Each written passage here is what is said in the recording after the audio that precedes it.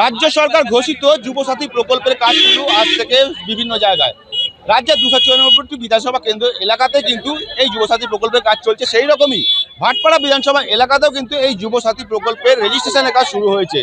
সকাল থেকে কিন্তু ভাটপাড়ার যে সম্প্রীতি ভবন একটি অনুষ্ঠান বাড়ি রয়েছে, সেখানে কিন্তু এই রেজিস্ট্রেশন পর্ব চলছে। প্রচুর ছেলে তারা কিন্তু মেয়েরা কিন্তু এখানে লাইন দিয়েছে যুবসাথী প্রকল্পের নাম রেজিস্ট্রেশন করার জন্য। এবং এই বেকার অবস্থায় যেখানে তারা কিন্তু রাজ্য সরকারের ঘোষিত 1500 টাকা করে তারা পাবে, যার জন্য প্রত্যেকে তারা খুশি এবং মুখ্যমন্ত্রী মমতা বন্দ্যোপাধ্যায়কে ধন্যবাদ জানিয়েছে সকলেই। জয় বাংলা খেলা হবে এবার। We are very proud of Mamata Banerjee and very thankful to her. Just because of that we needed this money and জয় বাংলা। হ্যাঁ, খুব ভালো হয়েছে। কেন? বেকার অবস্থায় টাকা পাবে। হ্যাঁ, কাকে ধন্যবাদ জানাবে? ধন্যবাদ দিদিকে। আপনার নামটা? নাম সীমা কুন্ডু।